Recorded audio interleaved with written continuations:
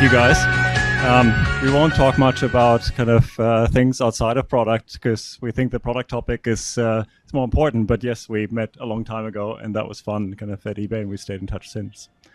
We thought we'd just use the time and really jump right in and have an in-depth conversation on a few topics that will probably be on your mind, and we'll later on open up for questions. So there'll be kind of some microphones we'll be throwing around. And, we'll want to talk about everything product today. So I thought we may start with kind of how you feel the role of the product manager is really evolving, what it is like kind of to be a product manager today, and what you would tell people. Great. And thanks for everybody that came. And also, Atlassian actually went way out of their way to make room. This is more people than they normally handle in this room. And so that was much appreciated. What a wild time, really, for product. It's actually not a short answer even to that question.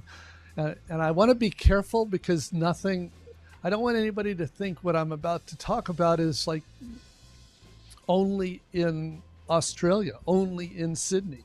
It's really the same dynamics going on all over the world on this. As you know, it's these trends are hitting everywhere. There are some cultural differences, and hopefully we'll have a chance to talk about those. So I do think, and there's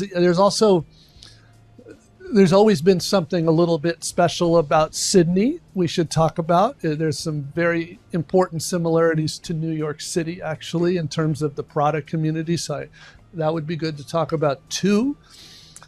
But in terms of, in general, we've kind of always had these three kinds of product manager types. Loosely speaking, product managers. We have a lot of product owners out there. And these are mostly people, and I mean that sort of by the strict definition, the way a PSPO or a CSPO class would define a product owner. We're in Atlassian. These are people spend a lot of their day in Jira managing a backlog. That is the heart of the job. That's a process role. So that is a role, honestly, Agile, Scrum, Kanban, XP. These are delivery processes. As you might imagine, if you've been following the news, those are becoming a whole lot less relevant. So product owners, I have hundreds of friends that are product owners, and I've been encouraging all of them to upskill as fast as they possibly can. So I don't want to mislead anybody. I am genuinely nervous about that role. I don't have I'm not going to shed any tears about that role going away, but I do have a lot of, empathy for my friends that they are having already, especially in Europe, their careers disrupted. So that's a big change, I think. That's a big change. And of course, it doesn't hit it once. It's not like something tomorrow, but you want to get on the right side of that train. The second kind of product manager that's sort of always been out there is doesn't really have a great name. They're usually called product manager as opposed to product owner, but they're what we call feature team product managers. These are people who, and these are very, very common all over the world. A lot of them right here, because there's a lot of banks here. A lot of banks have these where it's very top down culturally.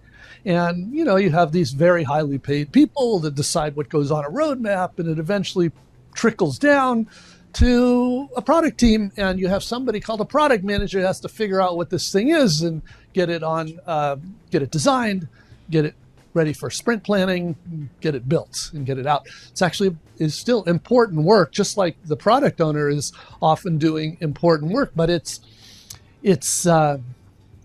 really not product management. It's much more project management. I don't mean that in a derogatory way. I'm just saying, who gets to define what product management is anyway? I don't know. It's like there's all these definitions out there in the world. The Silicon Valley definition has been pretty clear that the product manager is not a project manager. They're a creator. And so the third kind of product manager, and this is the one that is having a blast right now, This is the one, honestly, you could see their average salaries are going up while the other ones are losing their jobs. So because we have kind of a gold rush going on with, and I don't just mean around Gen AI, because there's AI products, which of course is a wild time right now, but more generally, we have every team, even if you're building conventional products, which is still more than 90% of them. I don't know the actual number, but I'd be shocked if it was, more than 10% are actually AI products. It's probably closer to 1 or 2% are AI products. But if you're building any product, including conventional deterministic products, you're going to be using AI tools. And what does that really mean? It means figuring out what to build, that figuring out the solution. And that's the role, that's the definition of product management that companies have realized it's everything. I don't know if you remember, but a couple of years ago, there was a lot of noise about, are product managers even necessary? And that's because so many CEOs looked and saw these project managers and product owners and said, this is ridiculous. Now, you can literally listen to CEOs saying, we're increasing our percentage of product managers because we actually need a much higher percentage of product managers because the company is all about how fast we can discover a winning product. So that definition, I think the time has never been better. And I've always argued this. It's a way more fun job, way more satisfying job to actually take responsibility for delivering a solution, a real outcome product. It's all about product discovery, which is all about prototyping and testing those prototypes and getting evidence you've got something worth building. If that's what you want to do, it doesn't even matter if you call it product manager. There's a lot of great engineers that are doing this. There's a lot of great designers that are doing this. I started adopting the more general term product creator, which really applies to any of these people that take responsibility for this. And you've been very consistent in this. In fact, the book Inspired, kind of from 17 years ago when it was first published, had the subtitle, How to Create Products That People Love. So I think that notion of creating being the essence of what a product job actually contains has been very consistent. Now, the shift of now having the technology infrastructure actually become more modern and kind of therefore in better companies, it being easier kind of to release kind of frequently to actually kind of understand what impact the changes that you're making have on the business, kind of measure the outcomes, has actually become easier. So I think people who adopt this mindset and want to kind of really latch on to being a product creator probably now have it a better time than ever, while their business leaders also recognizing that that's important for the company. Because I'm seeing that kind of throughout industries, even in banks, kind of some that I do some work with, and there certainly is the ambition to kind of up-level the product leaders and the product managers kind of to be able to do this. So do you want to talk a bit more about that more recent kind of shifts? What do you tell the product owner? Kind of what do you tell the project manager type in a feature team? How to actually kind of evolve and how to change to use this momentum to their benefit? Yeah. Well, I think the dynamic, what's really going on, and this started a long time ago, but it takes decades, is that companies have been doing these feature-based roadmaps forever. And most of them would admit to you that they know that a lot of what they're building is not actually delivering the business results. There's very few that argue that. The only question to them is like, how bad is it really? And is there anything better? And several years ago now, Harvard Business Review published this story that argued that 85% in general of even from good companies, they were using Microsoft as the data point for this, 85% of the items on the roadmap are not delivering the business value. And that's terrible by anybody's definition, right? 15% of this is actually generating a useful return. So there has been this ongoing awareness of working that way is not so great. So then the question is, well, what we really need are outcomes. And of course, in a product company, really, outcomes are really all that matters. We don't really get points for just releasing features to our customers. We get points when we actually solve problems, either for our customers or for our company. And so there has been a growing awareness that what really matters is outcomes. Mm-hmm. And that's the driver, because the fundamental difference between a whatever you want to call it, we call them empowered team product manager, and a feature team project manager is a feature team can sign up for output, but a product manager can sign up for outcomes. So I think that's the dynamic that's actually driving this. And if your goal is an outcome or a business result, then the game is about getting evidence that you can do that before you build it. My partner Christian, who you know well, has a great quote. I'd never heard it until I heard him give a talk that used it, which is that everyone does product discovery. You either do it before you build or after. And his point is they're doing it after, right? They find out, oh, that wasn't such a good idea, but by now the executives have changed their mind anyway, and so moved on. I mean, that though is kind of actually one of the points emphasized with people, even in feature teams, that you may not be in the perfect environment, and you may say, well, it's going to be difficult for me as a product owner to actually change this whole company. You still are usually in a position to kind of at least kind of look at the outcomes of whatever you just released. And you may have not done a whole lot of discovery beforehand, but look of whether what you just kind of put live to site has had any impact. I was working with a company, e-commerce company, not rocket science. Like obviously, you want to optimize the checkout flow, and the product owner, proudly said, "We built in Apple Pay." I'm like, "Great," and then I go, "What did it do?" And the person didn't know. I was like, I mean, that's like a very, like, they obviously have the instrumentation, and it's like everybody would understand. Like you look at checkout kind of completion rates and abandon rates. So I think at a very minimum, kind of you look at what it did, and then you actually have something to talk about in the company where I think you can slowly start changing the mindset bottom up.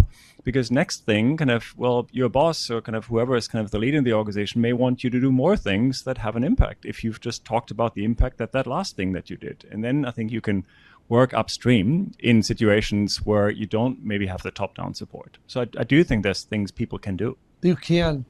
One of the, and I realize you asked specifically about that, our favorite thing to do, even in a company where none of the leaders know about this stuff or maybe even care about any of this stuff, you can always go and to your manager and just say, what if we were to just do an experiment? That's all. Not the whole company, not just our team. Do an experiment, which is to try to see if we can actually achieve an outcome. I don't know that I've ever seen a company say no to that. It's usually they're seeing some initiative. Maybe it works, maybe it doesn't. If it doesn't, fine. They just go back to doing what they always did. But if it does work, maybe there's some real upside here. Yeah. And at a minimum, you can do that. There's a lot you can do. This is a whole, maybe it's a good excuse. One of the characteristics that is incredibly important in every real product manager is agency, is realizing you can do a lot, much more than you probably think. We all suffer from the constraints of our companies and the personalities of the people involved, but high agency people are like, well, of course, there's always going to be these obstacles. What can we do? There's a lot we can do. And you can usually talk to customers. You can usually look at product data. Like you can usually kind of just go and kind of inform yourself of like what the problems are that your customers are facing. And maybe if I can, because this is something that you could always do in the past, but it's so much easier now.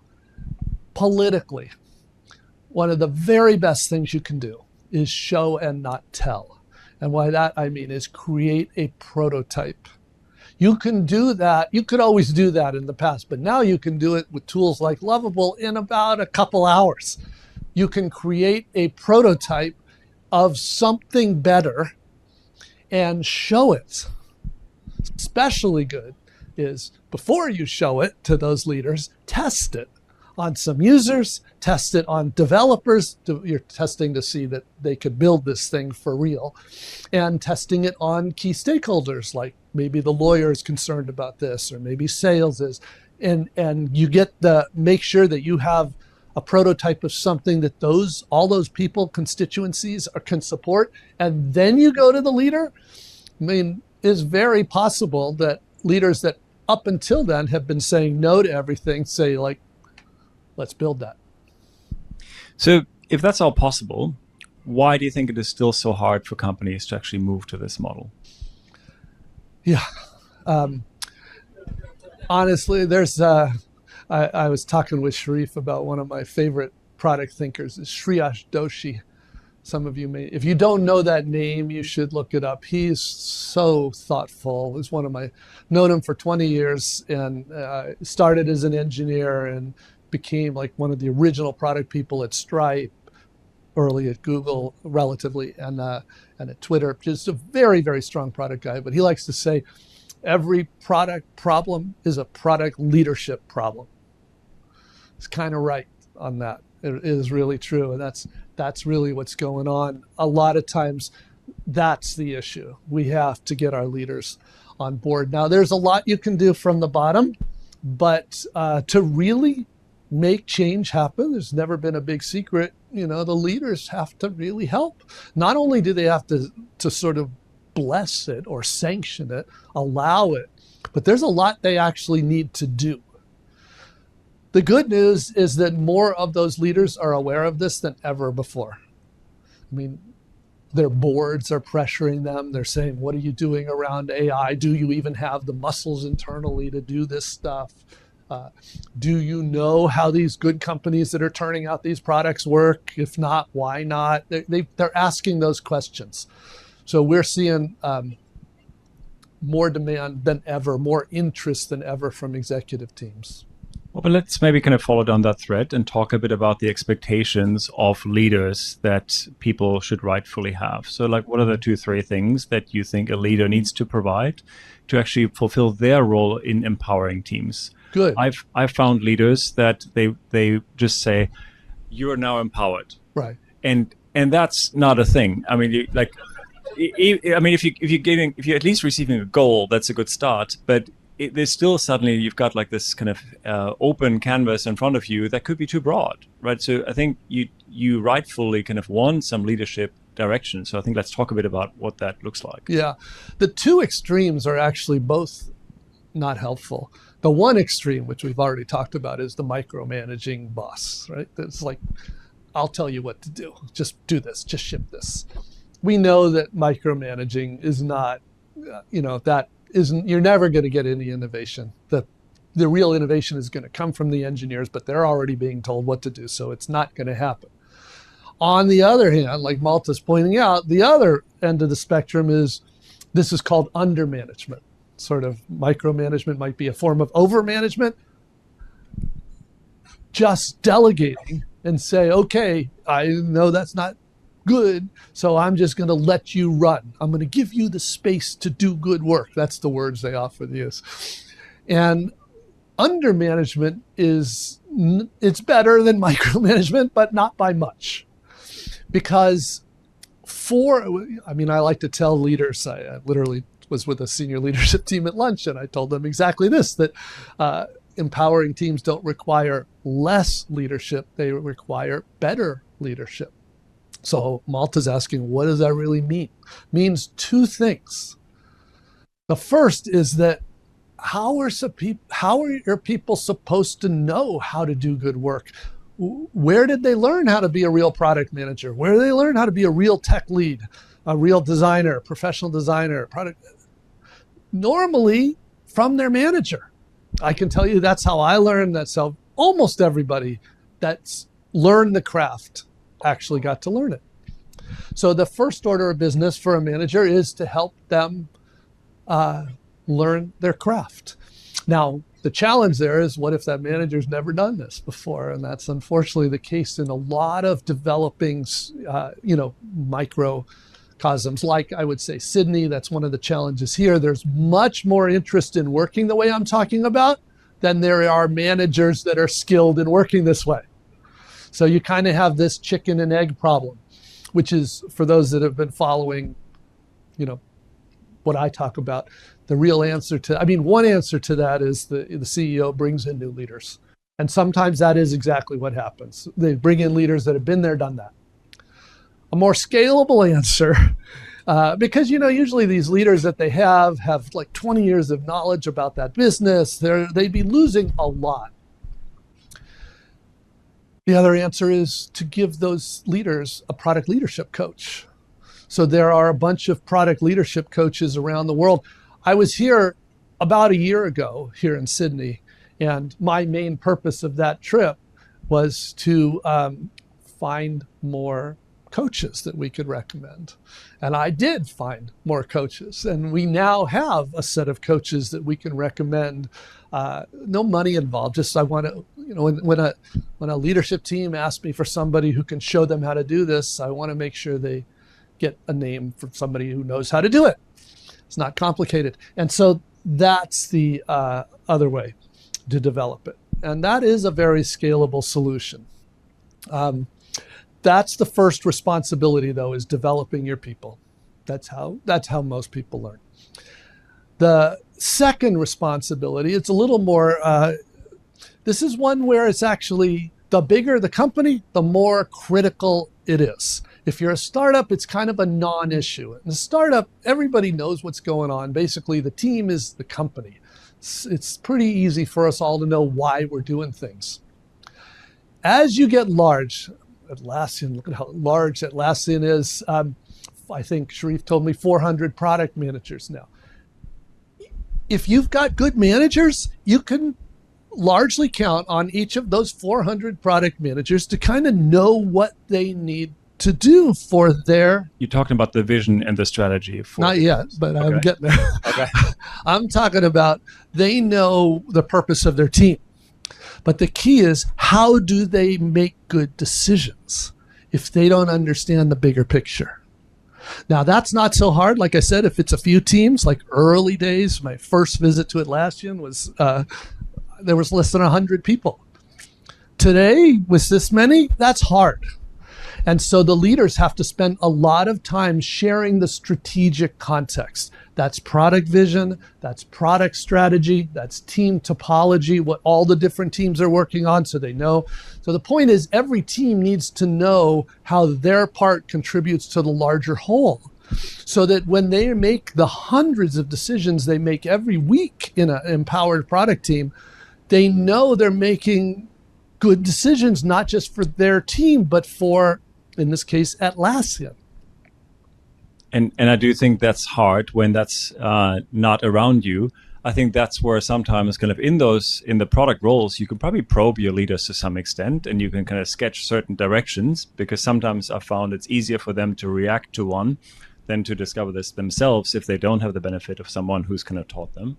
But I do think those kind of lacking product visions and lacking product strategies can be a problem. I've found sometimes companies haven't even really recognized kind of how they're competing on tech products, and they still think of themselves as more traditional businesses. So this does happen in banks, where kind of even the question of like, what's your product, is suddenly a very difficult question for someone to answer. And I think having some analogies at hand that helps people to discover this themselves can be useful. I often use the music analogy, where when you just ask anyone what their favorite tech product is, if it's not the first, then the second or the third answer will be Spotify. And you can drill on that a bit, because you can ask them why. And I've never had the answer that someone says because of the music. The music is the same in Spotify as it is in Apple Music and Tidal or whatever else you want to use. Every answer comes back as like, well, it helps me find new music, discover new music that I like, or it's the playlist that I share with my kids, or that I can play the music on any device, on speaker, whatever it may be. So suddenly you realize as a company here, and you'd say that the core product is music, but no one describes it as that of why they love it. That's true for a lot of other companies, where in a bank, it's not the underlying bank account, a debit card, a credit card that you actually care about. Why you rave about one bank and not another has to do with the digital experience they created. And if you kind of, or I found if you explain that to business leaders, suddenly they realize that that kind of business strategy they have in mind, or that replatforming of like something that kind of powers the technology, is not actually the product. And they start opening up to kind of some conversation on like what a vision could be that you may have in mind for where that product can go. And again, good opportunity. Prototype that new experience and show it. Don't tell them. Great. As we're starting to talk about prototyping, kind of where do you see product discovery going? Well, I don't know that it goes anywhere. I mean, the job of discovery is to figure out what to build, and delivery is to build it. But the tools and techniques are on fire right now. They're just they're all conceptually the same things, but disruptive, significant improvements in how those things are done. For example, product discovery has always been primarily about prototyping, and there's always basically been these 4 major kinds of prototypes, depending on the kinds of risks that you're working on. Those all still exist with whether you're building an AI product or using AI technologies to build products. They still exist. The difference is some of them are way easier to create than they ever were before, and that changes the whole calculus. Because when these kinds of prototypes, especially what's referred to, for those that don't know the taxonomy of prototypes, they're referred to as live data prototypes. That is incredibly powerful, and it used to be the most expensive kind. Now it's usually the cheapest.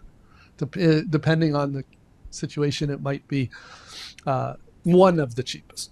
But it's so cheap that you can do them now where it wasn't practical before, and especially because before this new generation of tools, you really needed to get developer time. And that was the bottleneck for teams. Now, most of these, including live data prototypes, you don't need developer time. And that's a game changer, to be honest. This is why I call it the era of the product creator. This is like perfect time for product creators. So AI builds the prototype, and AI also just builds the whole code? Like, so engineering is taken care of also? Yeah. I mean, unfortunately, a lot of people believe that, it's true. I've been struggling with this. Spending time on LinkedIn is something I treat like medicine. I have to do it, even though I hate doing it, because you see all these things people believe. And there are a lot of people that believe that. So, but to Malte's point, prototyping in discovery is very different than building a production quality product in delivery. One of the things there's a lot of questions there. Boy, I don't even know how much to go into this. This gets pretty technical pretty quick, but I want to be very clear. I love the new generation tools for prototyping. Tools like Lovable, tools like Bolt. I really love the tools for delivery. Tools like Claude Code, tools like Cursor.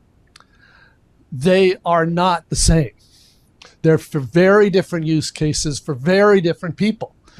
Tools like Lovable, it's a feature that any of us in the room, because really almost anybody, can use English to describe what they want.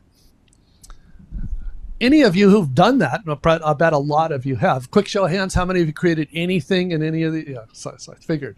Good. So you probably know, though, once you kind of get the basic flow, then it turns into like a game of whack-a-mole, we call it, where, okay, this is not working now, and you change it. Now this is not working, but you can't actually know why, because you don't actually see the code, and most people that try to look at the code don't understand the code, and then so it's like, I'm just guessing.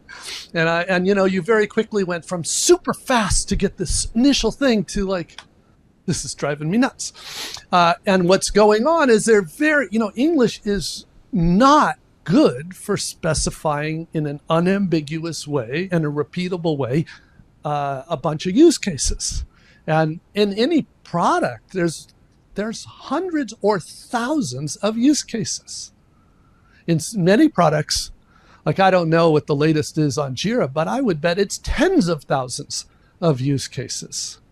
It's a massive product that does so many different things. It's essentially a platform that enables so many different kinds of solutions. That's a very powerful product. That is probably got, I don't even know if there's anybody left at Atlassian that understands all of those cases. It's really only in the code. So that's real product. You don't want to try to describe that in Lovable. I mean, you can try. Good luck. Good luck. It's not for that. But where I was going is, I do think each of those two classes of tools are going to continue to get way better. And we will be able to describe prototypes better than ever, because that's a lot of those issues are going to get better. But ultimately, I do not believe, and I might be wrong on this, because it's very hard to predict the future, especially with something that nobody really knows just how smart the foundation models are going to become. Nobody knows. Everybody's guessing right now. So I do believe that's going to get a lot better. But for a product, I think we're going to indefinitely need senior engineers that understand architecture, that understand all the major. When you talk about a product, it's reliable, it's accurate, it's performant, it's scalable, it's fault tolerant. These are hard things. And there's a lot of knowledge that comes into making the choices in what way to build that. Most non-technical people wouldn't even know what the choices, they wouldn't even know these are choices. They just sort of take it for granted. But every senior engineer that's worked on products, real products, they do know this is their world. And so it's a different set of tools that those people will have.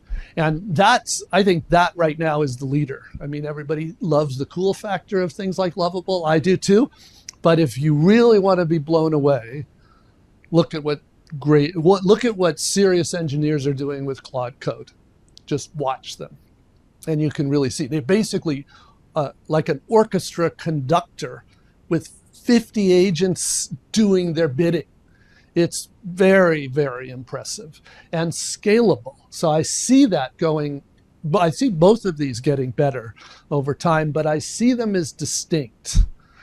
So on the product side, our job is to actually discover something worth productizing.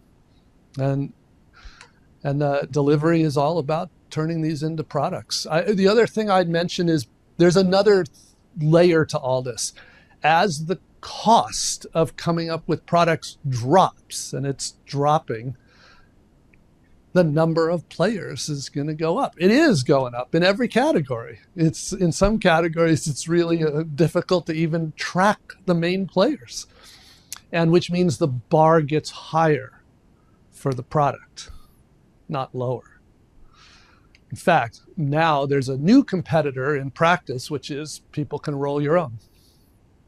And a lot of them, for simple things especially, will. And for more advanced things, once the technology is further along. Yeah, so we really see lots of changes in discovery and in delivery, but they strive for different goals. And so therefore there's different tools and different approaches that are really That's my theory. We'll see. In a year, I'd be comfortable. I think a year and 3 years from now, that will be true.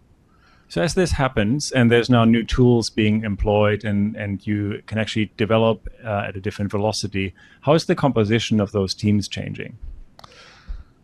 Yeah, this has been a hot topic, of course. So again, there are people that think all you need is any one person, like a product manager could do it all. I do not. I think there will be outlier cases. There always has been. I call these people triple threats. They are skilled in product design and engineering. I know a handful of them. They're amazing, but they are true unicorns. I mean, those are truly rare combinations of talent. It is much more likely, I think, that we will have at least two. And those are the product person that we're talking about that really understands the business dynamics, the data, the customers, the purchasing, all of the different constraints. That's a typical product manager that we've been talking about, and a senior engineer tech lead. Well, we usually call a tech lead, which is essentially the AI engineer if you're building an AI product, but the tech lead in general. I do think we're already seeing the average number of engineers. In other words, if today a team has a product manager, a tech lead, and 5 engineers, tomorrow they'll probably have 3 or 4 engineers. And I think that will continue to drop. But I do think that structure stays the same. And I also think that the design is a trickier one, because I think there are a number of products where the tools will do design just fine, as long as you have a serious design system at your company, which will become only more, I think, more valuable to companies. And we're doing pretty good on that front anyway, getting better. But I think for a lot of the best products, they will have professional designers. Well, at the same time, I've seen in the US, certainly, not sure about Europe, that was a long time ago that I worked in Europe, but in the US, I found this like distinction of like who does what and kind of what's the role of the product person, kind of the designer, the tech lead, when it comes to some of the core decision making is more fluid. You've got some companies where engineers are really ultimately usually the driver of the direction. You've got some companies where designers actually have an outsized influence. Airbnb is known for that. Google is known for the engineering culture. Instagram was always more of a product where designers were kind of really having more influence. So that even can evolve. And maybe as kind of now people get different tools and, they can kind of span more roles, kind of you see different people stepping up and really driving the future of the product. Yeah, what I would be careful of is, though, in different companies, the risks are different. And so certain things become super important. Like at Apple, design has always been incredibly valued because look at how integral design is to their products. Absolutely. And so it's valued there. Actually, design and engineering are incredibly valued there. Instagram, another good example. Airbnb, the product, there is some complexities around the product side, but the design is very big, and of course the scalability, the engineering is pretty big. So the point isn't that they don't have the skills, it's just that the sort of the importance of those relative skills can vary. For most B2B companies, the most difficult skill is actually understanding all the different dimensions of the business, which is product management. For consumer companies, it's often design, because what we were talking about before, the user experience. So it just depends. 100%. I've just not found that mindset necessarily, right? Often I found designers kind of not kind of seeing that opportunity for themselves, that they would be allowed to kind of step into that role. So I think sometimes encouraging kind of people in design kind of to do more of that can really lead to great outcomes, because the best designers understand customers very well, and they can kind of visualize like actually where this product could evolve to better than others, and they have more creativity and imagination, right? Stereotyping somewhat, but I therefore always encourage people that if they see kind of something that they don't think is quite right and is not moving the right direction, step up and do something about it. It's curious, most people will be working on what you, I think, call conventional deterministic products. But do you want to talk a bit about AI products and how those are different? Yeah, well, it's all very early, right? And there's a big caveat here. There's a lot of people who are working on AI products that are actually working on infrastructure right now. And that's where the money is right now too. And of course, totally, but the game, of course, is not there. The game is to do something with that infrastructure. So that's at the application level. And that is early, still very early. Everything conceptually is still a thing, of course. But for example, one of the hardest things in AI are probabilistic products, right? These are non-deterministic, meaning can't always know what's going to come back, and you have to make sure this thing is responsible, doesn't get anybody hurt. I think I've been encouraging people. I don't think you have this here, but if any of you get a business trip to the U.S. to one of the cities where Waymo is, you should definitely get the app super easy and do a ride in a Waymo. A true self-driving car is a really mind-blowing experience. And it's the first, you see a lot of tourists getting in them and they're taking pictures and they're just like, but it is a weird thing at first, but it's so good for product people to experience that. That's probably one of the most sophisticated, intelligent products I know. It still has a human in the loop, but not everybody knows that. But if the car encounters a situation that is way outside, and by the way, there's something along the lines of 10 million miles of automated tests running constantly on that. It's just incredible the work they have done on that. But if it encounters something weird, like recently, there was some vandalism happening. People would block these cars and sometimes try to damage them. When the car figures out that is actually somebody not letting them go forward, it will basically send an image to an office over the internet, so that they can decide, like, should we call the police or what should we do? So there is still a human in the loop. But anyway, why did I start telling that story? It's super interesting to see. And I think one of the most impressive examples anybody's done. Well, there's some risk with probabilistic products as well. We're going, right? Absolutely. There's a lot of risk. In every product, we have something we usually call acceptance testing, right? And that's usually on a product manager to make sure the thing of acceptance testing isn't full QA, right? It's just like, is this thing okay? That is way harder with a probabilistic product, and it's something that you kind of have to, you can't, it's with a deterministic product. Once you do that, as long as the product doesn't change, you can pretty much count on it's going to do the same thing tomorrow and this weekend and on Christmas, so you don't have to worry about it.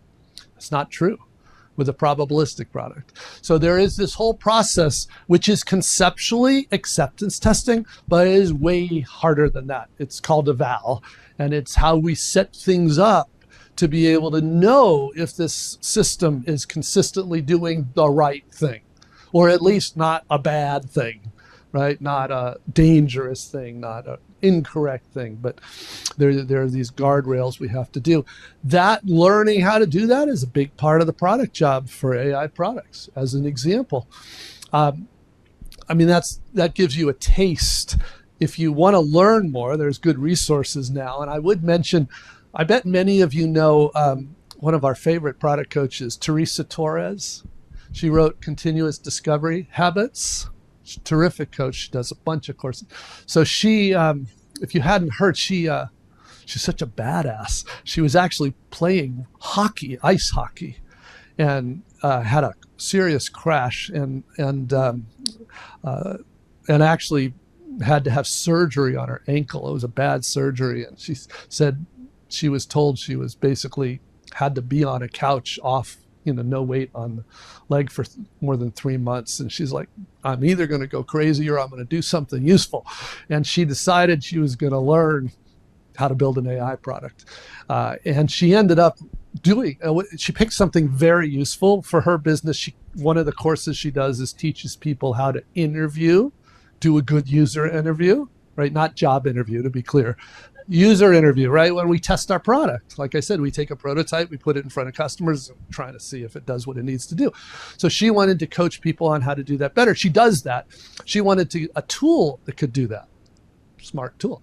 And so that's what she picked. And she went through the whole process, which was primarily about this eval system. And then she ended up sharing all her learnings. And it's really an excellent job, both in terms of learning what's really involved in an AI product. And we've been telling people for a long time, it's harder, not easier, to do these kinds of products. But also, and this is actually, I told her, I said, this is such a good thing she created, not just because of AI products, but because it showed the most important thing for product people is thinking. And how you don't want to, the most common mistake we see, I was talking with Shreyas about this because this is the thing that bothers both of us more than anything else. People delegate their thinking to a tool. right? I mean, you see people trust ChatGPT all the time, and some of the things are just ludicrous. You want, and what she did so well is she's not the type of person to trust some systems output. She wants to understand everything. And so you could see her using the tools as thought partners, never as delegation. And that was impressive. Her level of agency was so impressive. So well worth your time to watch that. That, I reckon, will be one of the pieces you'd recommend for people to do, kind of to really kind of start using tools, but maintain the thinking. We'll go to questions from you guys in a moment, but let's kind of keep going on that thread. What else would you advise people to do if they want to move into the product creator role? Kind of what do you advise people?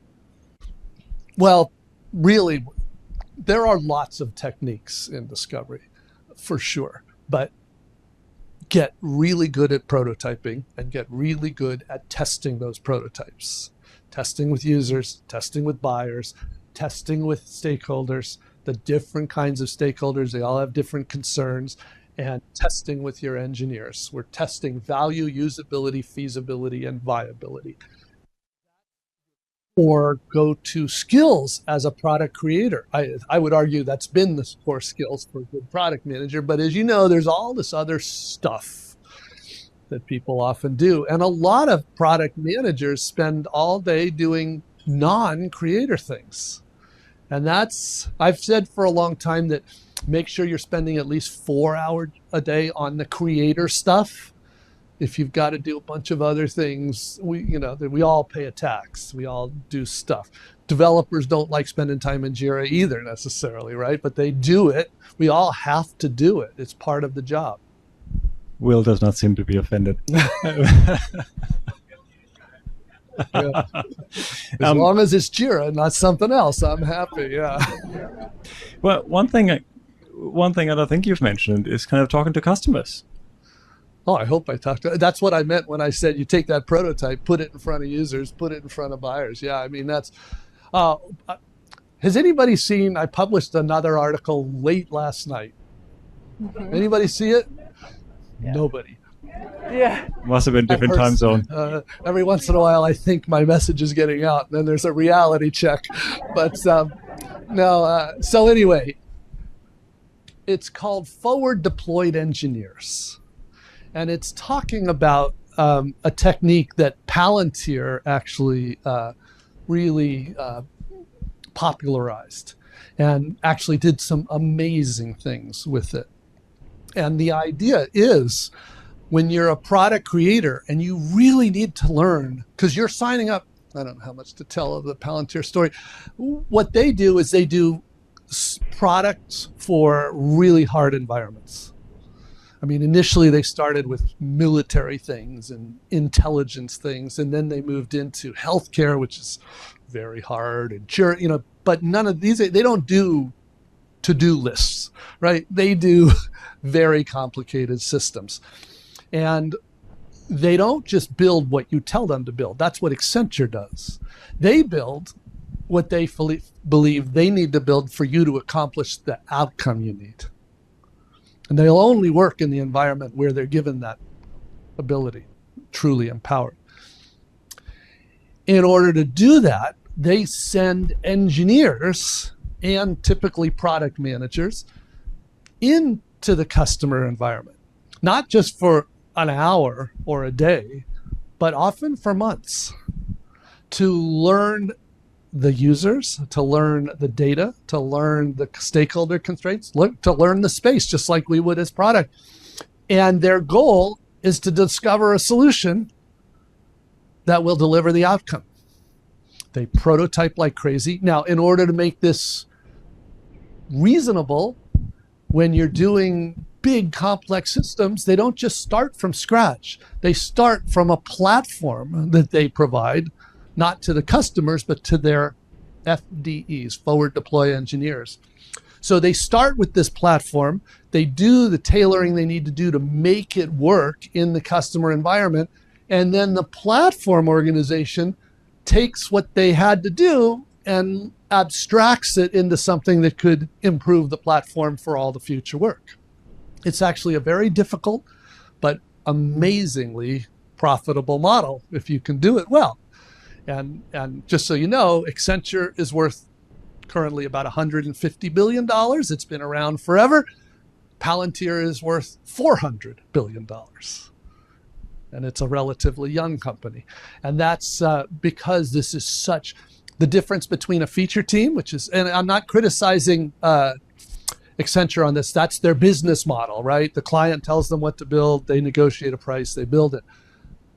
Palantir, though, is taking the product model to this and saying, no, it's all about achieving an outcome. But for us to do that, you need to let us figure out the solution, not you. So it's really quite unique and like a new way of how enterprise product gets built with more discovery at the customer done by kind of product people and engineers. It's quite interesting. But whereas in consumer businesses, you can just talk to your consumer customers kind of as the engineer, the designer, the product person. It's much easier for the consumer product. So maybe before we open up, you initially mentioned kind of some of the similarities between New York City and Sydney, which I'm now intrigued by.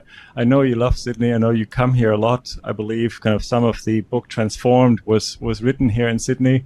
So do you want to talk a bit about those differences and the similarities that you find for Australia and for Sydney specifically? Yeah.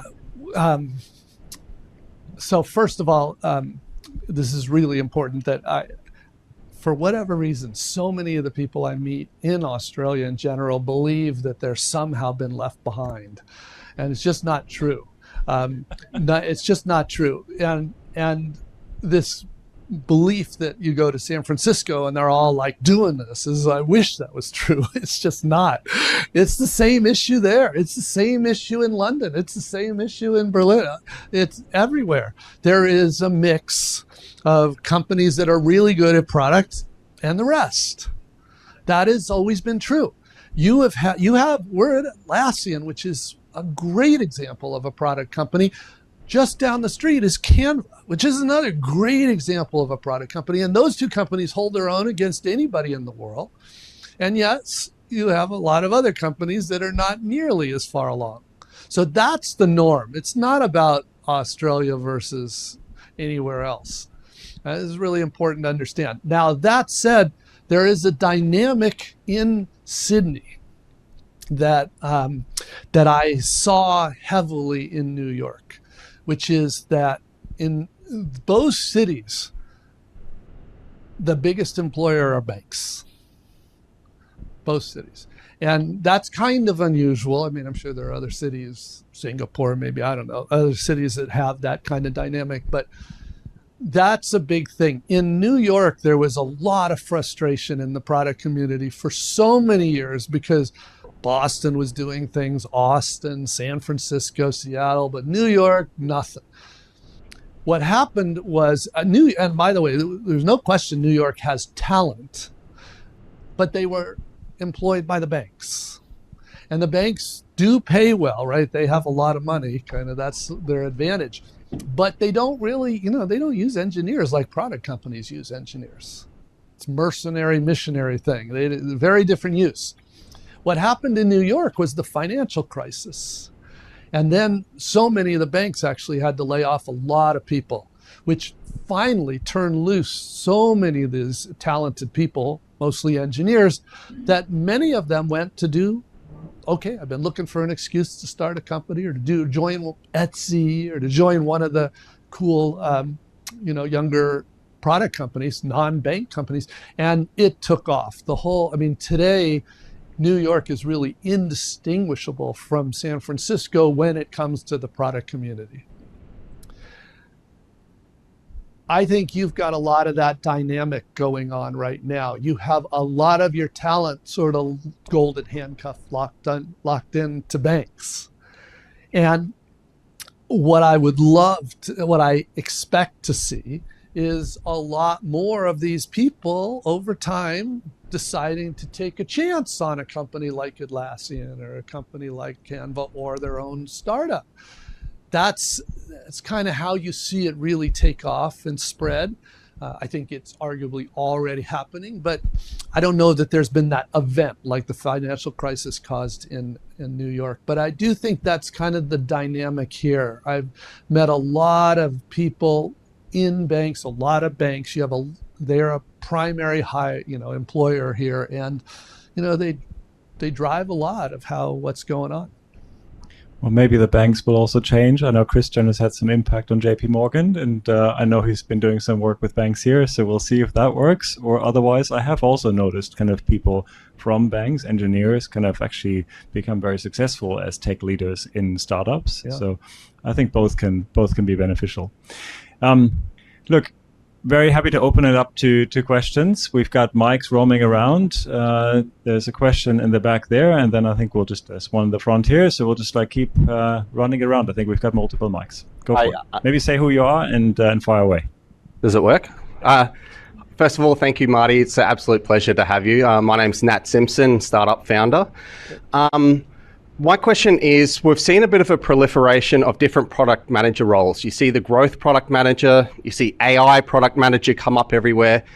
Into the future, do you see that rolling into just the normal product manager role, or do you see a further proliferation of different niches coming out of the product manager role? No, we have always seen that.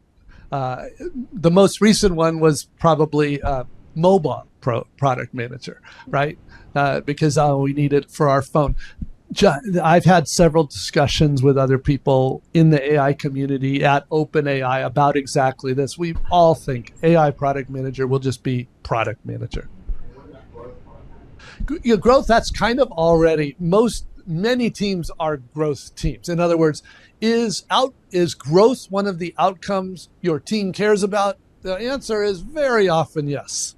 If that's the only thing your team cares about, that's called a growth PM. But that's been true for a long time. That's not really different. So I would argue a mobile product manager, there was more difference there. I mean, the growth guys sometimes have more of an online marketing knowledge and kind of that extends a bit beyond the company, but otherwise I totally agree with you. I mean, and a good product manager needs to know that too, how their product gets to the customers. Yeah. Will do. I know you've got some questions in the back. You were first. I'll just hand the mic. Hi, I'm an ex-Atlassian designer and an aspiring product manager as well. Sure. And I wanted to ask, I'm really curious about what's the difference between an AI product manager versus a normal product manager, and what skills you think makes the AI product manager. Good.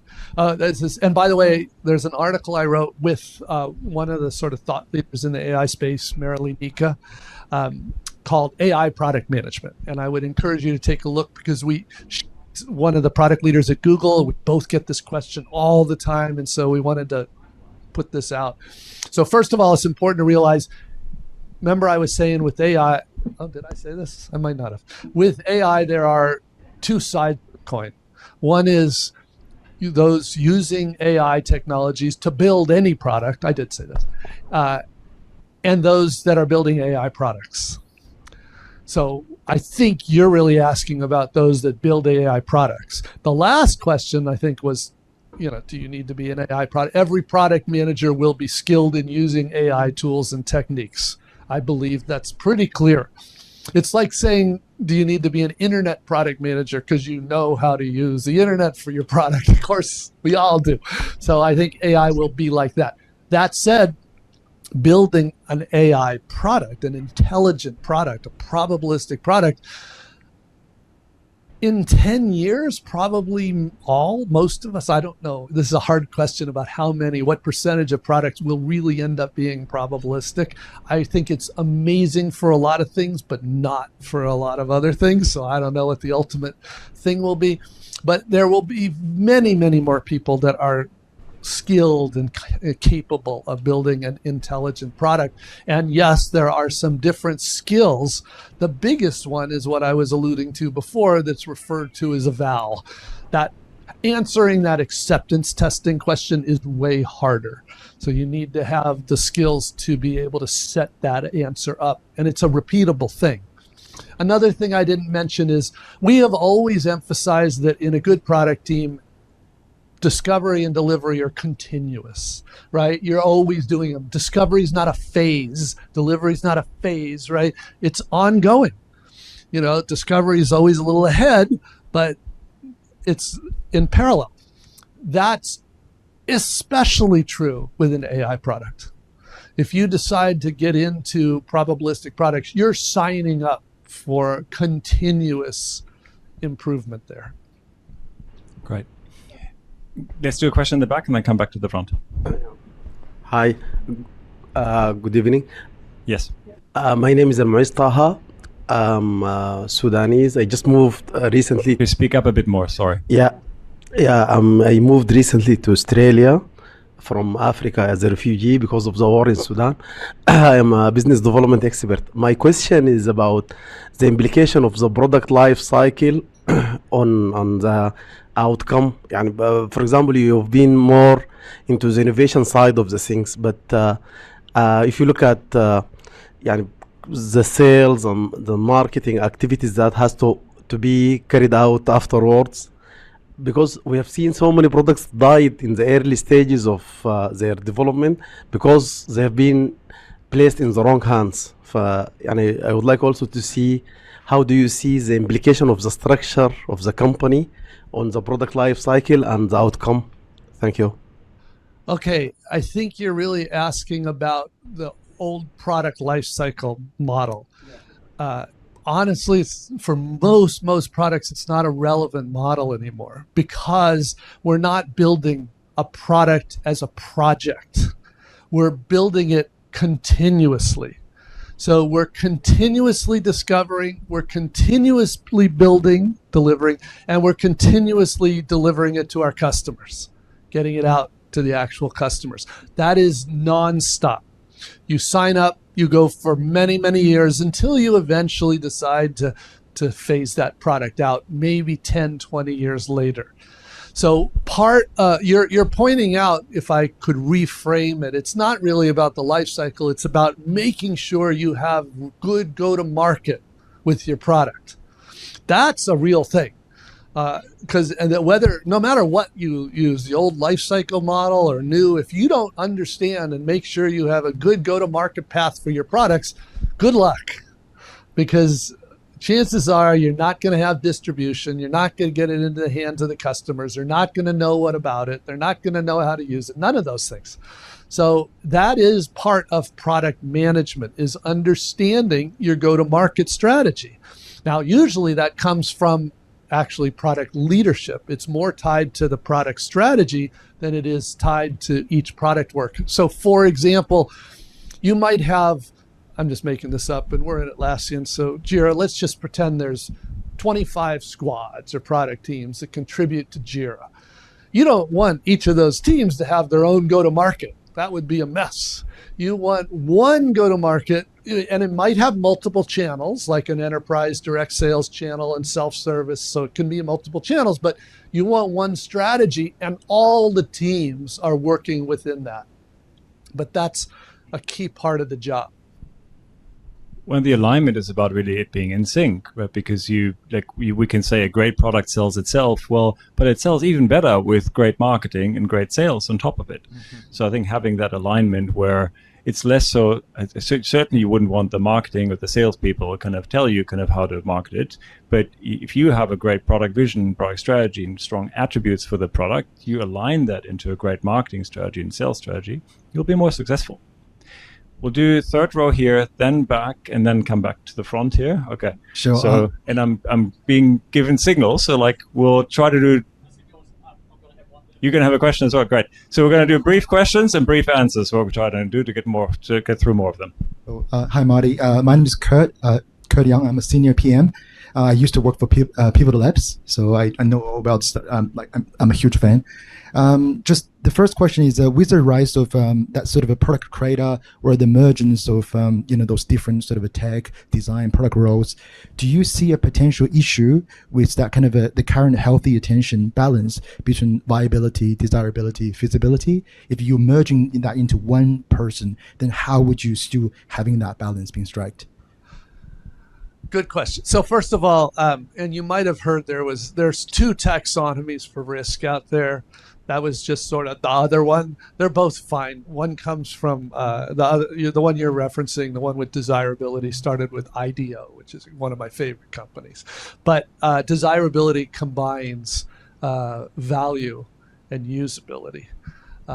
So as long as if you combine it, just know that those are the two things you need to look at. So, but I'm sorry, you were asking. Yeah, just how would you strike? I mean, if Oh, it's yeah, three people yeah, doing so, the job, right. that's easy. But if it's one person, then how would you strike that balance? So, to be clear, I was saying that I do not believe that in most cases it will be one person. I was saying it will continue to be multiple. I do think it will be often two instead of three, but it will be more than one because of what you point out. There's a lot in all those risks. There's a lot of work and knowledge to do this. For example, most engineers have no knowledge of all the business viability issues, and most product managers have no knowledge of all the feasibility issues. So you really need multiple often. And it doesn't really matter who worries about them as long as someone worries about them and they actually know what to worry about and how to address them. That's the key. The second part is, I think you mentioned earlier around having competent product leaders, right? Whether it's replacing or giving that level of support they needed.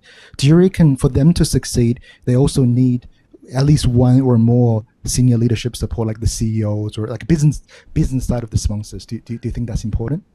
Well, so yes, short answer is for most companies to actually transform, not just a team, but the company, the CEO's really got to provide some support there.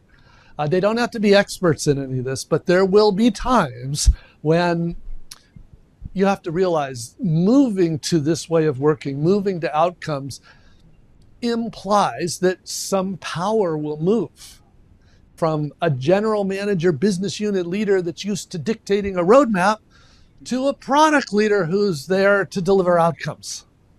And they're all going to say they want outcomes, but that's push comes to shove. There's some like you're losing a little, you're gaining a little, that's a little political. And so the CEO at times will need to say, we're going to try this. And that's so the CEO does need to play a key role. That said, the real work is the product leaders. They are the ones that make all the difference for this. Great questions. But people want to say shorter questions. I didn't mean to. So you've got a mic, and then we'll come to the front here. I've got the cube. Hello. Does this work? It does. Screen. Hopefully. Okay. Marty, hi. My name is Costa. Up until recently, led the product and design team at Optosport, sports streaming company here.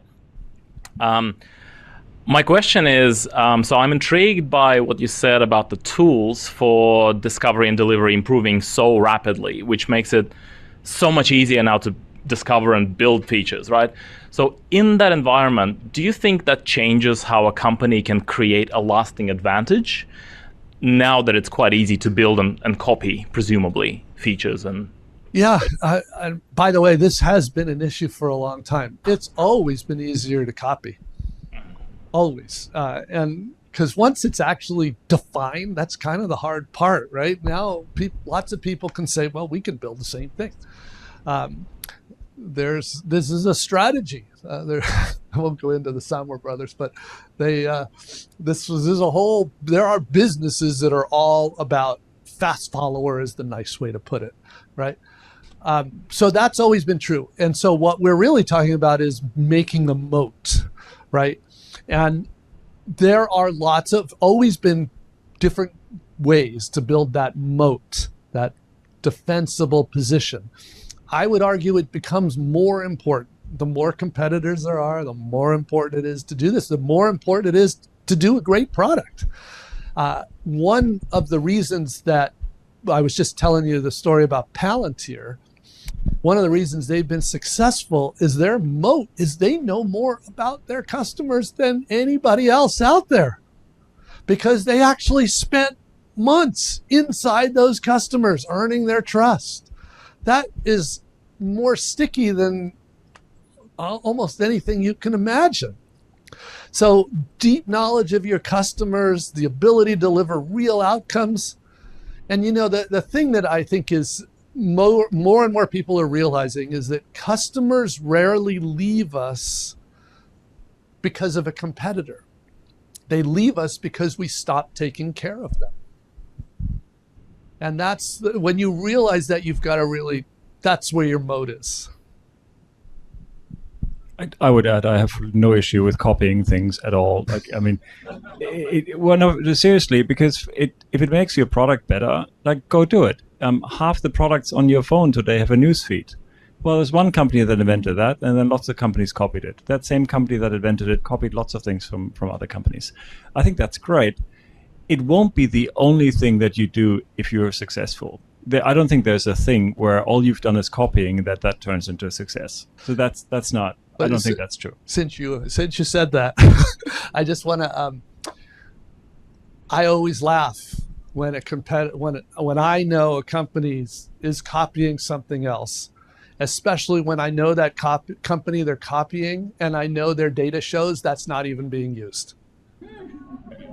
They have no access to the data. It is amazing. This is a real product strategy, what Malte is describing. It's called the feature parity strategy. It says, we just need to copy the features they have. They end up with a crappy product, and what they've done is inherit all these things that aren't even working for that other company. So this is Malte's phone, not mine, but it's an iPhone. First iPhone when it launched, didn't even have copy paste. Some of you aren't old enough to know that, but it's true.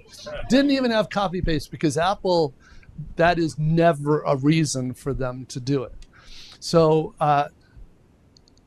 to Malte's point though, sometimes a feature is just a no-brainer. We know we need it. You don't have to do a bunch of discovery, you just knock it out. But you should only do that if you have some evidence that is necessary. Don't assume because a competitor has it. Definitely don't assume because some client or customer says they want it because a competitor has it. You need to be convinced. And there'll be something that you build that is your own kind of creation and ideation. Otherwise, it won't differentiate. Okay, you've had a question for some time. Thank you. Hi, Marty. Thank you. Love the conversation. I'm Nishant. I work for a consulting company. I work as a product owner, work in the Scrum, Agile methodologies. So you talked about prototyping, and you see prototyping going ahead, becoming big, and PMs wearing a hat of probably a designer.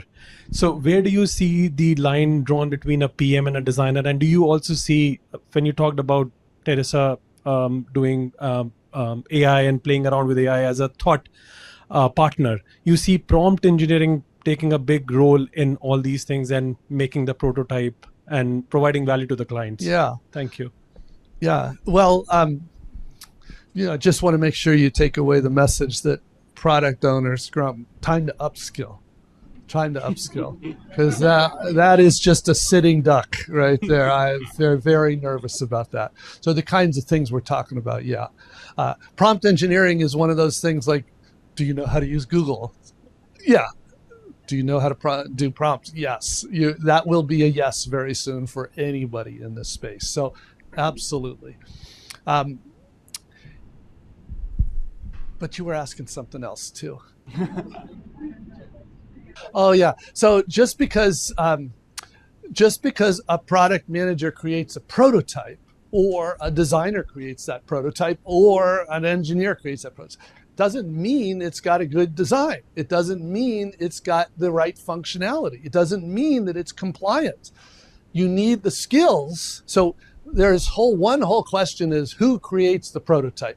The big breakthrough is anybody can create the prototype. That's the big breakthrough. It used to be certain prototypes were created by the designers in Figma, and certain prototypes were created by engineers in code. Now, throw that all away, and that most of the prototypes can be created using these new tools by anybody on that team. Then the question is not creating the prototype, It's evaluating the prototype, testing the prototype, assessing it. And that's where the different skills are necessary. A good product designer, if you've got a product that's got a very, important user experience, that is critical. A good designer is amazing. If you've got a product that's got a lot of business viability issues, like go-to-market issues, like compliance or security issues, that's where product management skills are important. If you've got a product, let's talk about AI product. Another big difference for those is the costs are crazy expensive for a lot of what we want to do. And so the engineer plays an outsized role in trying to figure out a way that is both accurate and fast and affordable. That is very hard trade-offs that we haven't had to do for a long time. So you need the different skills to judge these things. We had some questions somewhere there in the middle. It's harder for me to see who had their hand up first. I'm happy for you to go if we can get a mic to you. I'll come across. Sorry. Does that work? Yes, I think so. Does it work? Yeah. Hi, my name's Bella. I'm a product manager at a media company. But this week I was just looking on LinkedIn and they released their article of the top 100 business schools in the world. And they listed alongside the most common job titles. And product manager, I want to say, was at 80 of the 100, which really surprised me. So I'm interested if you think that there is is it a growth market and enough opportunity for that many product managers at the moment, or as I guess tech and industry continues to grow? So they were saying that product manager is a popular job. Is that what you? Yes, it's out of 80 of the top 100 business schools in the world, product manager is the title of most of the graduates. I see. There's a whole other topic about, does a product manager need an MBA? And that's not really what you're asking, so I will. What's the short answer? I never got around to it. The short answer is no. No, not men. There's some very strong opinions on this topic in Silicon Valley. My experience is that you can have some great product people that have an MBA. You can. It's not a blocker. It doesn't negatively. It's very diplomatic. Believe it or not, a lot of people disagree. Okay, we do a couple more quickly. Yes, I don't think I answered the question. Did I answer the question? No, sorry. The question was, is there enough opportunity in the market for that many product managers? The truth is, I don't know. That is really, really a hard question. Because at a macro level, I'm pretty confident, and I say this reluctantly, we're not going to need as many engineers as we have in the world. There's still a strong argument to be made that it's still a very useful education, because for the engineers that we do need, they really need some training. But that's that's an easier one because of the dynamics there.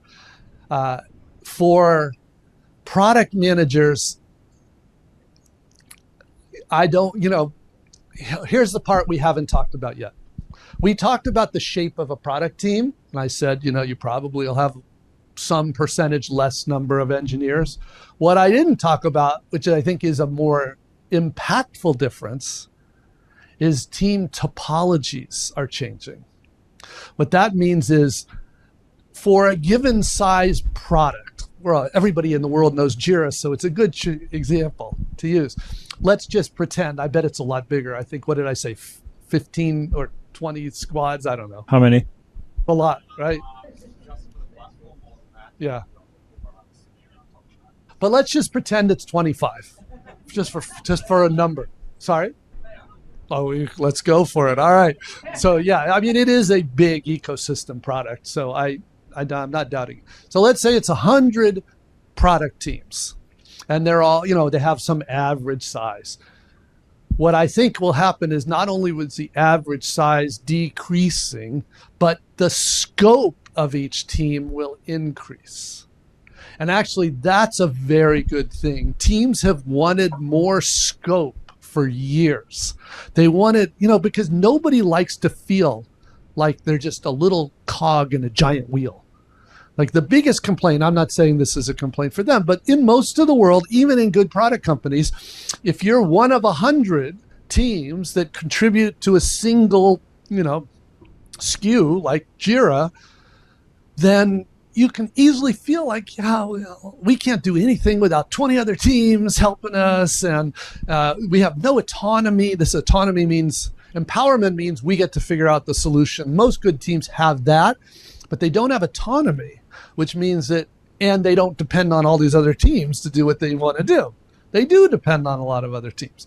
And so they feel like this would be so much easier if we just had end-to-end responsibility. I don't necessarily mean one, the 100 goes to one, but I do think it's very, very likely that the 100 will go to 20, something like that over time.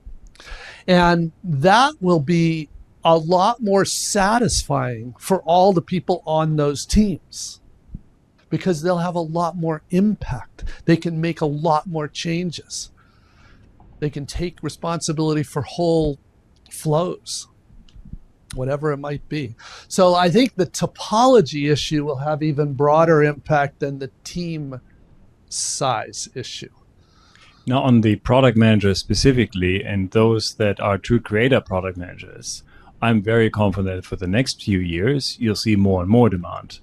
There's a lot of business leaders that I talk to, and once they understand what actually true product management is and like why that's important, the next question they always ask is, where do I find great product people? And so I do think kind of for those product creators, for those great product managers, kind of there'll be ample work. And so I wouldn't be at all concerned for those people that kind of, however they get there, they become a great product person. They'll have great career opportunities. I think you've been making the point they'll even make more money now in the future. Yeah. Here's the thing, though, that I don't see a future for the product owners. I'm not trying to pick on this. I'm just trying to be honest with you. Now, I could be wrong, but I wouldn't bet on that if I were you. I would not. So what I'm suggesting is become one of these people that Malte just described. Question there in the middle with the mic. Go for it. Hey guys, thanks for the talk. It was great. Very simple question, factually for both of you. If you were a younger self today, what would be one piece of advice you'd give yourself as an aspiring product manager?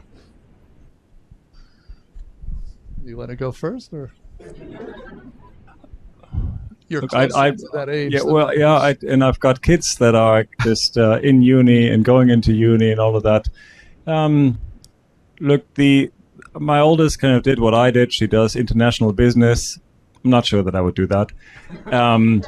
My second oldest is doing math and engineering, mechanical engineering. And I'm always like, Livia, can you like pick one of the two? They're both great. Like, you really have to do both, but that's like more a me and Livia problem. I'm not sure that I would do much differently. Like when I was very lucky, I just landed in that kind of company that eBay had just acquired, Orlando, and back in Berlin. And it was a time when there's just like lots of things that needed to get done. And there wasn't a lot of guidance. I fell into product not even knowing that that's necessarily what I was doing. It's more like, hey, Malte, can you like work with those kind of engineers and the side ops people? And by the way, we need to migrate the platform to the US platform. And then particularly since no one else around me kind of actually provided a lot of leadership, it was kind of that stepping up and thinking, like figuring out stuff that needed to happen. And so I think that's what you talk about with agency. And I just did that because kind of someone needed to kind of make some decisions and move some stuff forward. I would advise that kind of still to young people today and say, there's so much opportunity, and you may be in an environment that's a bit chaotic, or it's like not perfect, and it doesn't do this and doesn't do that. Okay, make a suggestion, figure something out, and ultimately create some value, some outcomes, right? Even eBay and PayPal at the time weren't the greatest, I think, in like striving for outcomes. But there were some problems I was given where it was simply like, make this work. It's like, it's probably the simplest way of framing kind of you going to be measured by an outcome. Because make this work, as like launch PayPal in Germany, was not as in deliver this feature or do this localization. No one cared. And frankly, no one knew how to do it if the market isn't using any credit cards. The make it work was asking for an outcome. And find situation like that where you kind of given some space and you can demonstrate some outcomes, I think it'll serve you really well. I was so lucky, but I would say if I could, I started my career with 10 years at a big, sort of the Google of the day. It was HP Labs. It was a good plate to learn the craft of engineering. I'm glad I did that. But if I was starting over and I had the luxury of knowing sort of what I had learned, I would have started at a startup, actually, like the did. I did startups after the big company thing. You can do a lot of great work at any, but there is just the amount of learning in a startup is off the charts. And I'm really grateful I did that. I wish I had done it even earlier. Good question. Yep. Last question, like how are we doing for time? Yeah, we're good. Okay, then maybe second to last question. Okay, there's a few more, so like you go quickly. Yeah, Marty, you talk about team topology. I was thinking, is product team is actually needed for all the different scenarios? For example, some business, they have a legacy system. They want to do a replatform. The requirement is just predictability and trying to get like feature parity. Is that something like what you call high integrity commitment that actually not like product team is not quite applicable? Or if yes, how that we can make a difference? Yeah. So everybody get that question? Because it's a pretty good one. That there's, and the way I would actually frame it is, do you need a product team for something like replatforming? Yes. Do they need to do discovery? Maybe not, right? Because if there's not a lot of risk, now I will tell you, one of the most common, first of all, replatforms often turn into the riskiest things you do. One of the reasons that happens is because we're taking two difficult things. Replatforming, when that happens, it's very often combined with a redesign because it's been like 10 years they've been waiting for all this stuff and they never let you just do what it used to do, which is usually a lot of legacy stuff that's not really important anyway. And so they want to combine a replatform with a redesign. That is very hard and risky. And that redesigns, you need a lot of discovery typically. So do you need a full, discovery is the harder question. I think the more important question there. If it's a replatform, they often don't have a designer unless you are redesigning, and then you would have a lot of design. But if it's just API level stuff, you wouldn't need it. Yeah. Kayla, as an engineer, do you want to talk about high integrity commitments? Well, kind of get to the next question. Sure. I mean, that's, if you don't know what that is, for the most part, we are doing outcomes, but every product company has situations where you need to also give a date, and it has to be a date that the organization can trust because the product model is all built on trust. And so what do? Well, you only give a date if you've done product discovery. And you do, and it's not anybody, it's the engineers that are going to have to deliver that thing. They do the discovery. And technically what that really means is a feasibility prototype, which are one of the 4 kinds of prototypes. If the engineers do a feasibility prototype, then they can give a date that we can trust. And that's what we do. There were some more questions over here. Okay, what are you? Hi, I'm Nick. I'm product manager for AFR app. I had a question about career progress. Let's face it, we're all here at 8 p.m. on a Thursday. It's a room full of ambitious people who want to make more money, probably, and be making better products. But as you progress in your career and you get more and more senior, do you get further and further away from that creative part? You said 40% of your week should be doing that creative work. 4 hours a day. Oh, sorry, 4 hours a day. Yeah. Do you think the more senior you get, the more you get caught up with executives and politics and away from the creative part of the work of actual product? No, that's a great point.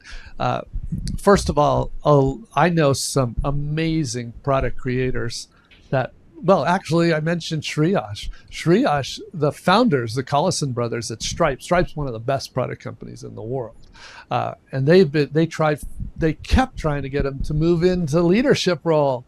And he was like, "But I love building product," and they're like, "Well, we'll just give you the hardest products," and so you can move up. In fact, there's a whole speaking career track, dual track it's called, right?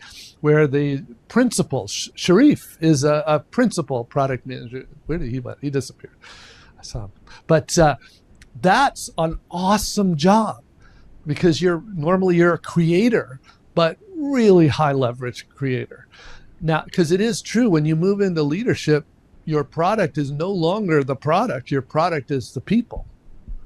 So it's a different kind of life and a different kind of, you want to make sure that the reason so many companies believe in the dual career track is because they do not want people to become a manager just because of money. They want, you should do manager if you want to develop other people. You want to look at the impact of product strategy, for example, product vision. But creator, I mean, a lot of the most successful people in our industry are individual contributors. And I think one of the things I love about our industry is that is so valued. Because look at it, where do you think the innovations come from? They don't come from the leaders, really. They come from the teams. Yeah. I mean, the only thing I'd add maybe is sometimes the company culture is also very different. There'll be some company cultures where you become a manager and it's all about managing something. But there's some companies where you move up in your career and you just have more impact on more products. And if you think of Canva, right, I don't think Rob, the head of product, would be offended when we say, well, the real chief product officer at Canva is named Mel. And you just have a company culture where kind of people, even in higher levels of management, care about the product very much, and they just have more impact kind of through the organization. And therefore, I think you've got some company cultures where leaders, I wouldn't say necessarily do IC work, but are very still connected in like throughout what gets built and like why certain things evolve. So that's different from company to company. We'll go Will. And then so engineer amongst the product crew.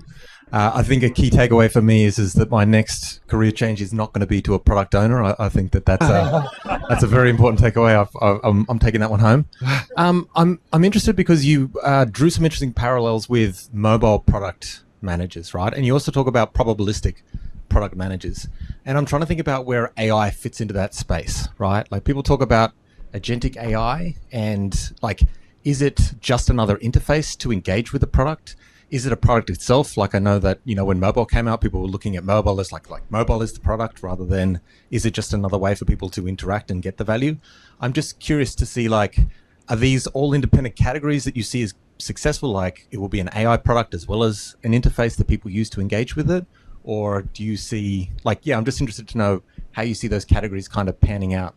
Well, I would draw a distinction between truly different kinds of products. For example, a hardware product versus a software product. There's some, and there are people that love each for sure, but they're different. There are some differences. As opposed to a characteristic of a product that, like, the best analogy I have is actually, because I remember I was at Netscape during the birth of the internet. It's kind of like OpenAI is today for AI. They were the epicenter of that. And initially it was like, wait, how many products do we need that actually are connected to the internet? It's like all of them, really. They're going to almost all be. And I think that was true. When we talk about mobile product managers, it became more like, well, okay, yeah, initially we had one or two teams that would create the native apps.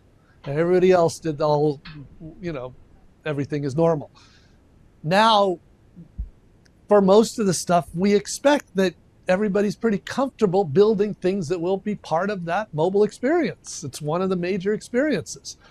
I was trying to cast AI or intelligence/probabilistic products into that. Agentic is actually kind of another layer on this discussion because now we're also talking about how are those products designed to be accessed. As you know, there's a pretty big change going on around, which I think is a wonderful change, right? I'm actually very optimistic about the MCP protocol along this, because I think we've needed something like that. I've been told to lower my expectations. It's not going to be that great, but I'm very bullish on that. I think that's kind of been the missing piece for a long time, even way before AI. So, yeah, go ahead. Isn't then the analogy that kind of, if you say like this, you can book a plane ticket on a website, on a desktop website or an app. Okay, fine. And more people now do it through the app. Great. But there are some products that only work on the phone. There is no Uber on desktop. Right? So like it's the characteristics of the phone that enabled that service. The fact that it is location aware, those things. Sure. So there'll be some products that only work through AI, that don't work without AI. Isn't that more than the paradigm? I mean, that's what I mean by, that's why AI is tricky. Like I said, I was speaking to, will everybody use AI to create products? I think yes. Will everybody create AI products? No. But there'll be some products created that only work because of AI, and that technology I think enables. Waymo's a good example for that, yeah. Last question? Yeah, we have questions on this slide. Well, okay. Hi, I really enjoyed today's talk, and I also really like you're saying how people and products promote each other. And I agree that people don't just buy products, people buy people, people buy you. And for people like me, I don't have experience in product management at all.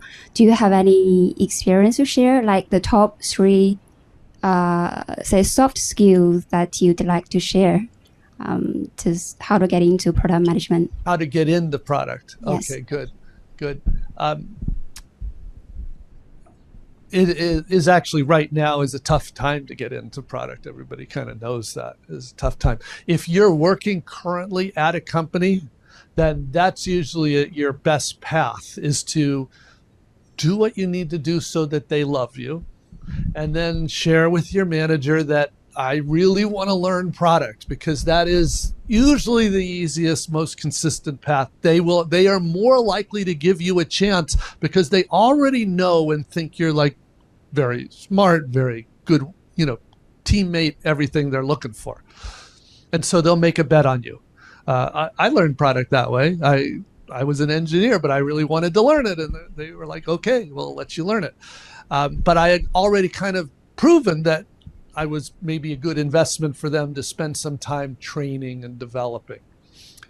If you're not working at a company yet, so you're like right in university or something and getting ready to come out, that's the harder one. And a lot of people are, and I would do whatever you need to do to get some sort of internship, even if you're volunteering your time.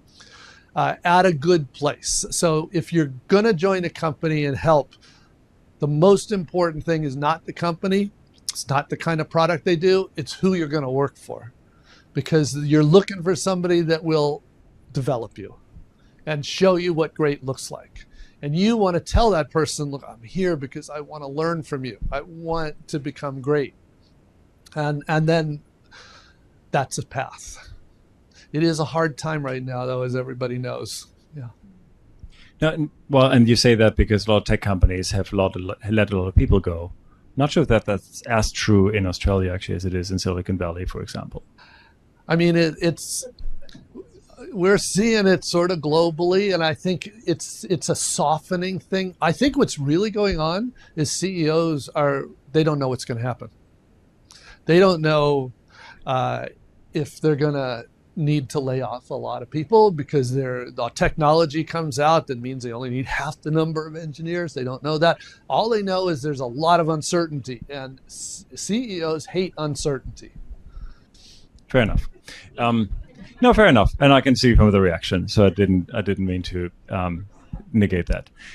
Look, the only thing I'd add then in some optimism is there's hardly people, let's say, that leave university as a product manager. So it's very common that out of some other function, kind of you enter product management. some of the larger companies have programs for that. They call them associate product manager, rotational product manager, some sort of product manager to actually kind of learn how product management gets done in some of those larger companies. There is kind of startups and younger companies who will just want someone who has kind of strong natural talent, strong IQ, EQ, kind of is curious, kind of is tech savvy, and kind of is customer oriented and wants to build stuff. So I do think those are the traits that I would kind of emphasize, kind of you demonstrate. Now the lights are going out. I don't know what that means. I was told we all need to be out of here by like 8:45. So we can keep going if that's okay for like maybe a couple more questions. You won't have as much time to have a beer, but you can do that outside. And so if someone's pointing, we'll do a couple of questions and then we'll wrap. I have a... Oh, go for it. Hi, thank you so much for the conversation. Can you hear me? Okay, very close. So yeah, thank you for the conversation. Yeah, that's probably easier. Thank you. My name's Dianca, and I'm currently a PM at Google Photos. So as PMs, we're often told to move fast and innovate, but like you mentioned, with AI's probabilistic and sometimes unpredictable nature, the stakes feel really high. So where do you think our responsibility as PMs begins and ends when it comes to embedding, I guess, ethical guardrails into products? And do you think it requires a new external role, perhaps? And how do we kind of avoid slipping into ethical theater?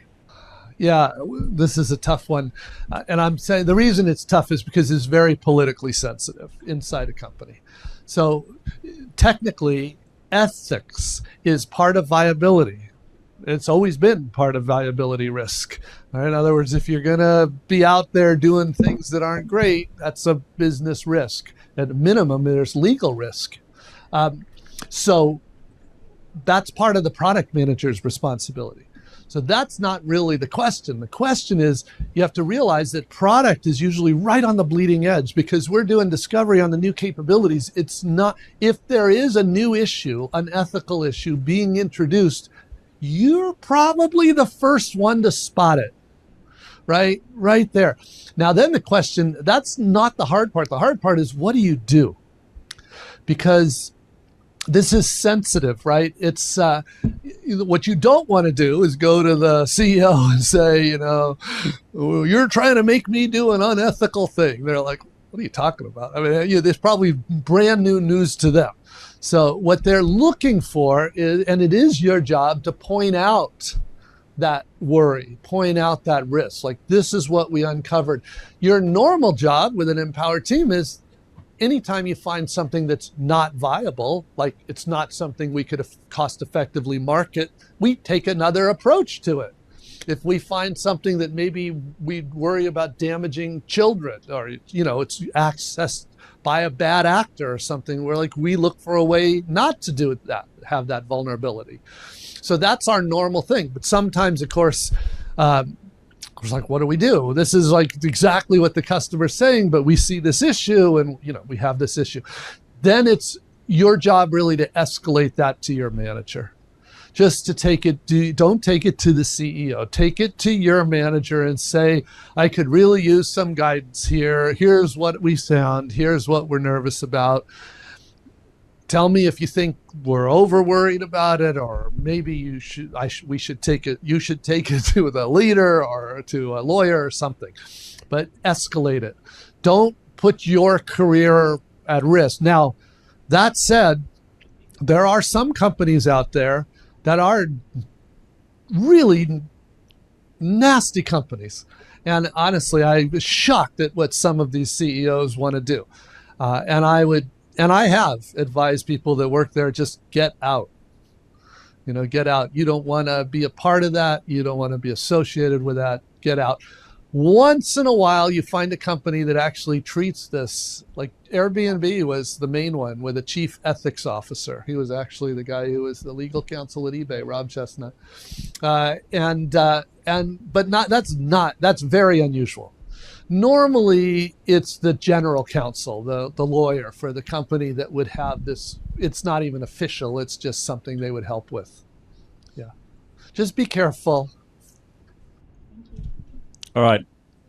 Section of LLMs and how many of them will specialize and versus general.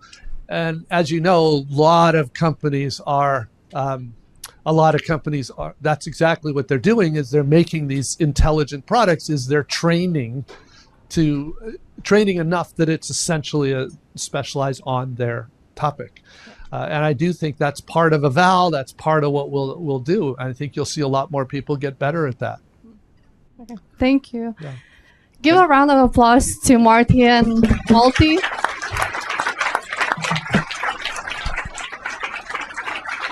Thanks. And yeah, thank you all for coming here. It's been a great discussion. I think we all learned a lot from your thoughts and insights, and thank you for sharing these things with us. We really appreciate that. And now we're moving to more informal part, the networking part. So please grab a drink, grab a snack, and also important note, we're closing at 9 p.m. The door closes at 9 p.m. So yeah, keep that in mind. And yeah, thank you for coming here and enjoy the rest of your night. Big thanks to Ryan and Milda. You guys were awesome. Thank you. Thank you for coming, everybody.